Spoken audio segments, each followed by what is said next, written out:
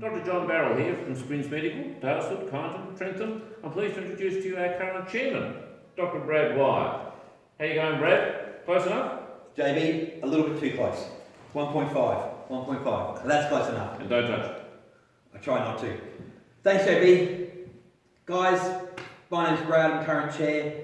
We'd like to just give you an update on what Springs Medical, Daylesford, Trentham and Kyneton are doing currently with the current COVID-19 outbreak.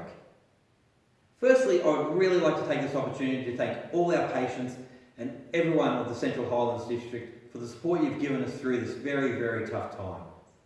I'd like to thank you all for that and to hope that you can continue giving us that support and, more importantly, show that support for each one of you. As the COVID-19 pandemic advances and spreads, Springs Medical has to change and adapt to combat the problems it raises. Such problems such as spatial distancing, trying to keep people at home, minimising time out of home, looking after those of the elderly or those that may be poorer health, mean that we have to make some changes. And we've decided to make these in the way we practice as of really this Monday, the 23rd of March. So our motto, Dr. Brad, we're here for you. What are we doing differently to make sure we are here for our community? JB, good question, mate.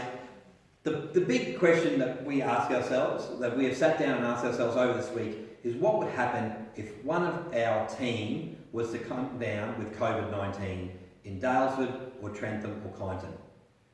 To not go into specifics, guys, the impact would be huge.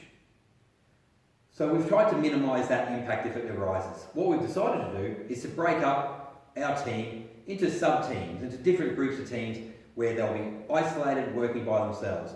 And they will be doctors, reception staff and nursing.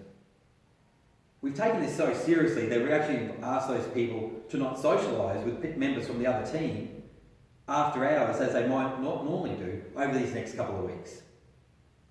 With this in place, hopefully what will happen is that none of us will get COVID-19 and we'll all live happily ever after.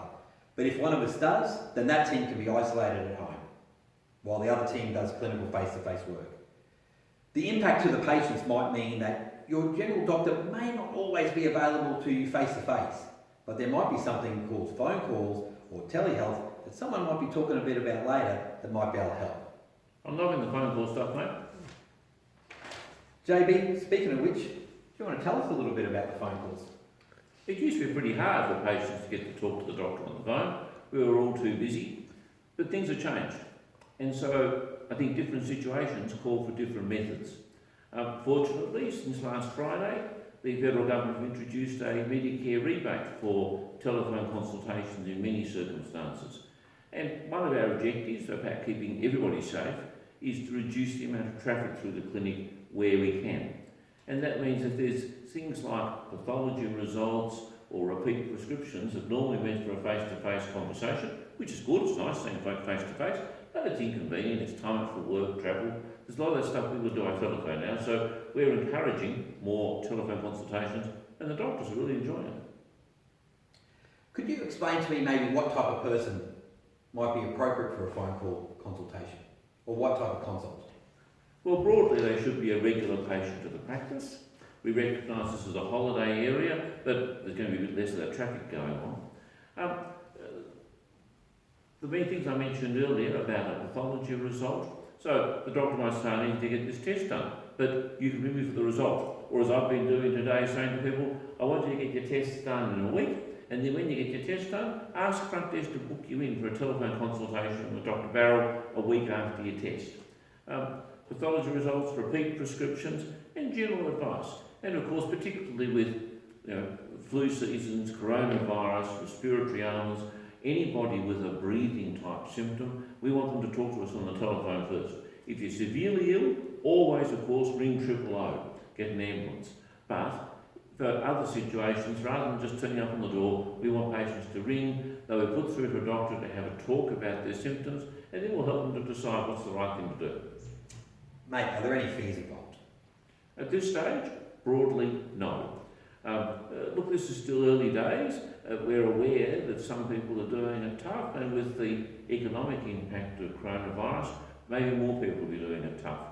So at the moment, broadly speaking, we hope to be able to bulk bill all of these telephone consultations. As time passes, we might do a bit more video consultation work as well, and there might be other avenues to pursue, but at this stage you'll be told when you make the appointment whether there's a fee, and broadly speaking, we're able to bulk bill telephone consultations. So patients can call up and ask. They Yes. might be told to make an appointment when they finish with us. I love a computer, JB. Can they do it online?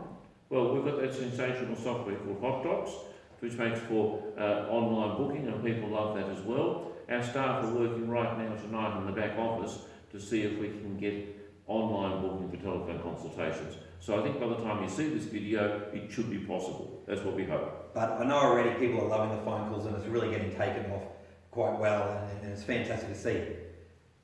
JB, can you give us an update on current guidelines regarding testing and what maybe we're doing here at Springs? I think people are pretty familiar now with the testing, and plainly there's lots of public information about it. Especially if we're talking about COVID-19 testing. Correct. So, We're following the guidelines.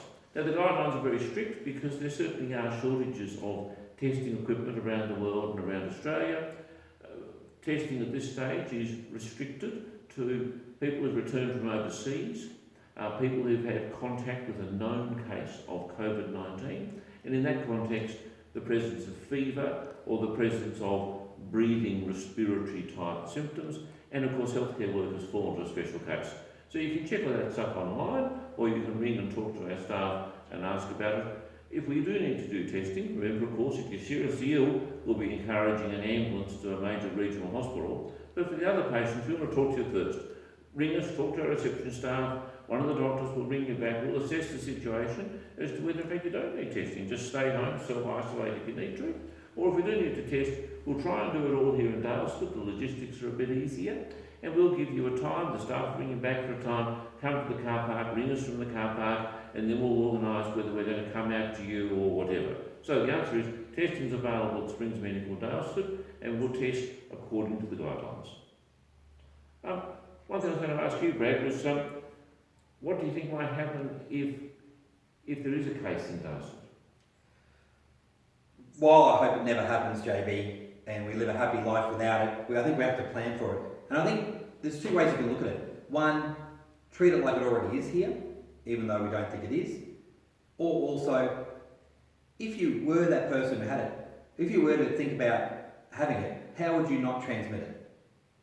You would stay at home. You would wash your hands regularly. You would look after your health and eat well and minimise social contact. You would have spatial distancing. I think if we do that now, we'll hopefully be the better for it. I think by doing that though, we also have to look after each other and treat each other with kindness and civility while we do it. So the take-home message, Brad, I think from the owners and directors of Springs Medical, Dr. Sandeep Dhaliwal, Dr. Gerard Ingham, Dr. Brad Wyer and myself, is keep your distance, wash your hands and be kind to each other.